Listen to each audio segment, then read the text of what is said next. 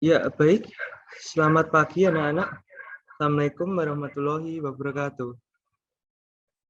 Waalaikumsalam warahmatullahi wabarakatuh. Wah, bagaimana kabarnya anak-anak hari ini? Alhamdulillah baik, Pak. Sebentar, Pak, saya mau cari sinyal dulu, Pak. Oh iya,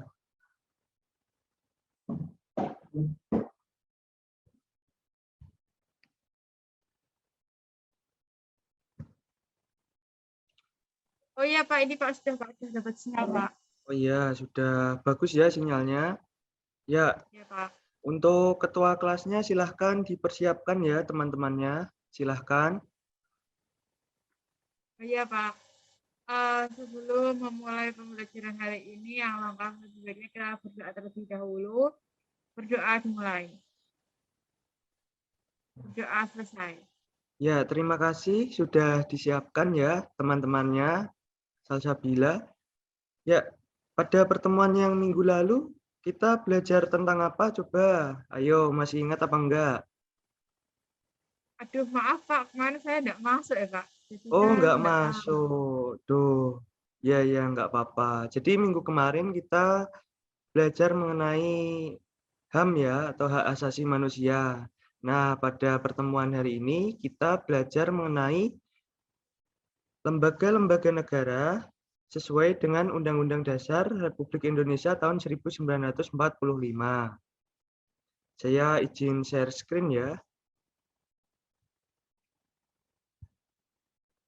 Nah, ini adalah lembaga-lembaga negara Republik Indonesia sesuai dengan Undang-Undang Dasar Negara Republik Indonesia tahun 1945. Saya sampaikan, tujuan pembelajaran hari ini dapat mengidentifikasi fungsi dan kewenangan lembaga-lembaga negara, serta partisipasi masyarakat dalam sistem politik di Indonesia.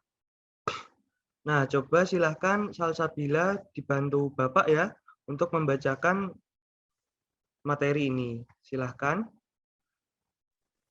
Oh iya, Pak. Undang-Undang Dasar Negara Republik Indonesia tahun 1945 mengatur keberadaan kekuatan politik Indonesia mulai dari tugas, fungsi, wewenang, sampai pada susunan dan kedudukannya. Aturan dalam konstitusi ini dijabarkan oleh undang-undang. Lembaga negara terdapat lembaga eksekutif, legislatif, dan yudikatif. Sudah, Pak.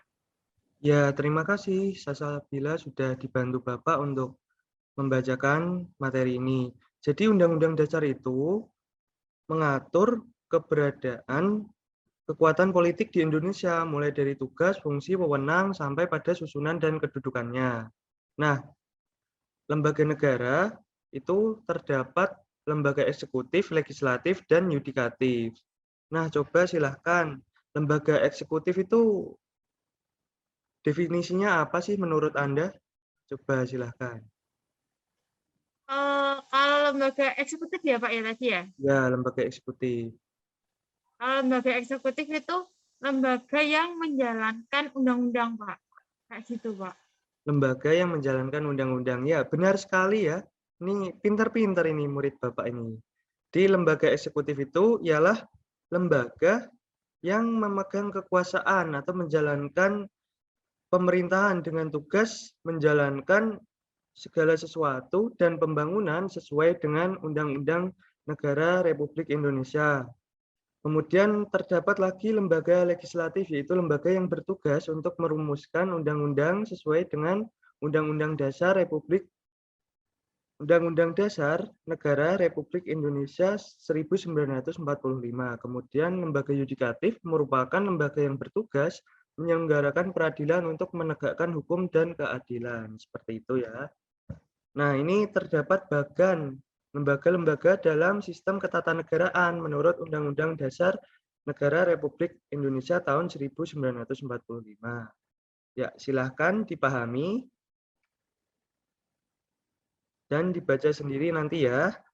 Saya lanjut. Jadi, berdasarkan bagan tersebut, lembaga-lembaga negara itu dibagi tiga menjadi lembaga legislatif, yaitu terdiri dari MPR atau Majelis Permusyawaratan Rakyat, kemudian ada DPR, yaitu Dewan Perwakilan Rakyat, dan DPD, yaitu Dewan Perwakilan Daerah. Kemudian ada lembaga eksekutif, yaitu Presiden dan Wakil Presiden. Kemudian ada lembaga yudikatif, terdiri dari Mahkamah Agung, Mahkamah Konstitusi, Komisi Yudisial, dan Badan Pemeriksa Keuangan. Seperti itu ya. Nah, pada materi yang saya sampaikan, apakah ada pertanyaan? Pak, saya mau bertanya, Pak. Oh iya, silahkan. Tadi kan ada lembaga legislatif, eksekutif, sama yudikatif. Itu yang paling penting itu yang mana ya, Pak? Oh iya, terima kasih atas jawabannya ya. Jadi lembaga negara itu dibagi 3 ya, lembaga legislatif, eksekutif, dan yudikatif. Nah, itu semuanya saling berkesinambungan. Jadi untuk mencapai roda pemerintahan yang efektif dan terbuka atau transparan, maka lembaga-lembaga ini hendaknya harus saling bekerja sama, saling melengkapi sehingga tidak ada kinerja yang lebih bagus atau yang lebih buruk, seperti itu. Jadi saling berkesinambungan dan saling melengkapi satu sama lain. Nah, seperti itu ya. Oh iya, Pak. Terima kasih, Ya, Pak.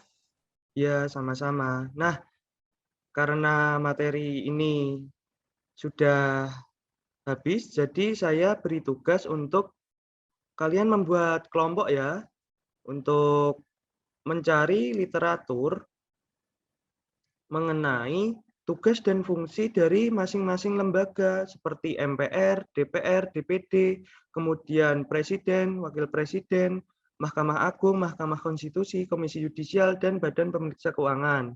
Nah, nanti setelah itu kalian diskusikan dan kalian buat dalam bentuk PowerPoint. Nah, kemudian dipresentasikan di pertemuan yang akan datang, seperti itu. Apakah tugasnya sudah jelas? Sudah, Pak. Sudah jelas, Pak. Ya,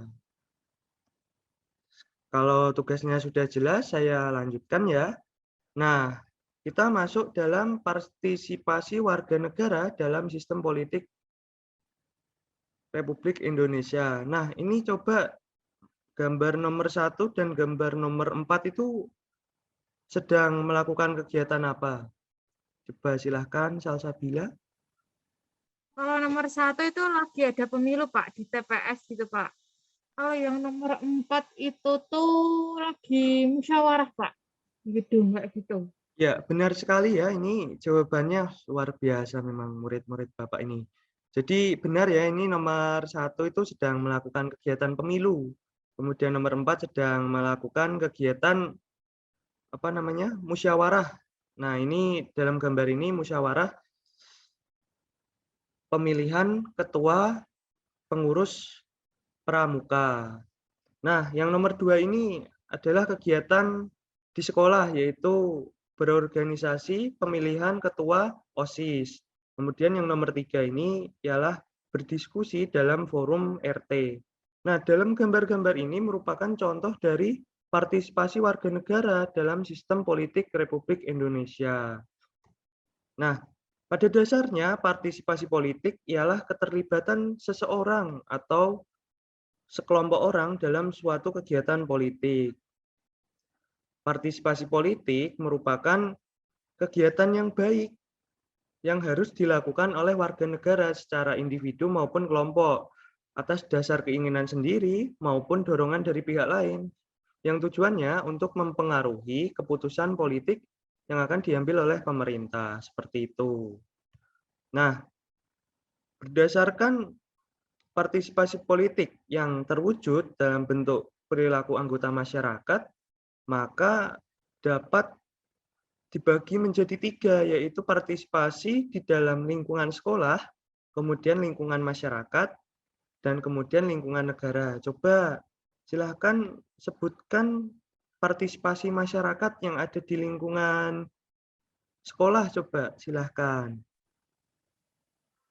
Itu Pak, kalau yang di lingkungan sekolah itu kayak pemilihan ketua OSIS, terus pemilihan ketua kelas, terus pemilihan ketua kelompok kayak gitu, Pak.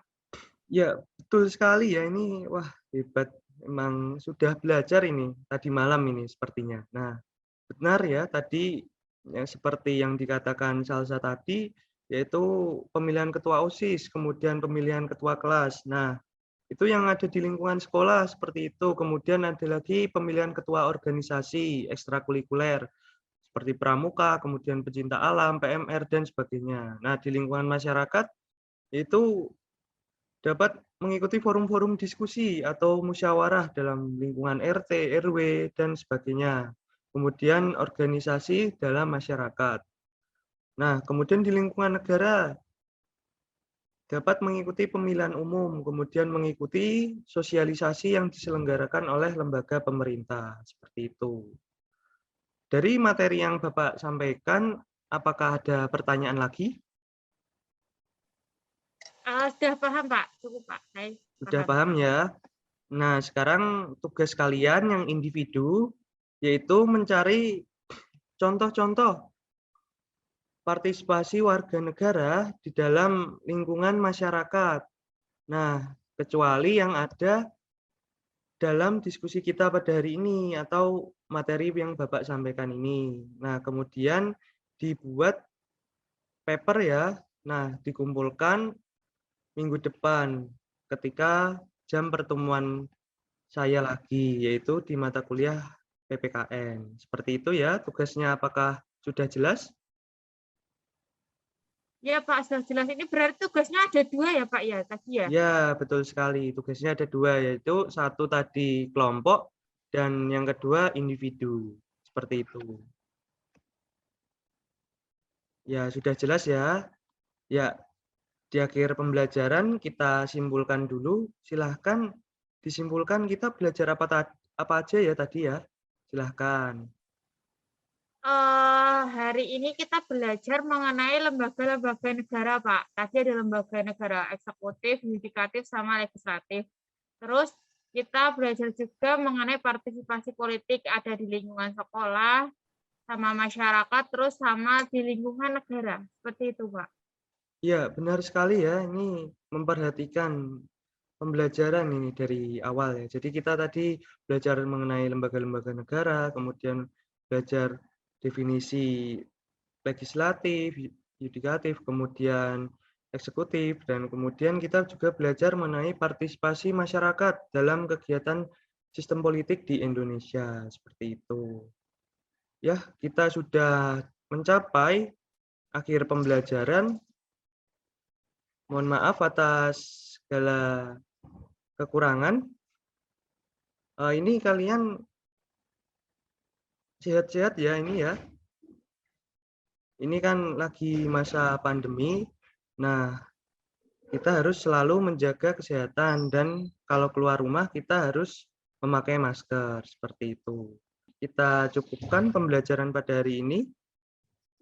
Wassalamualaikum warahmatullahi wabarakatuh.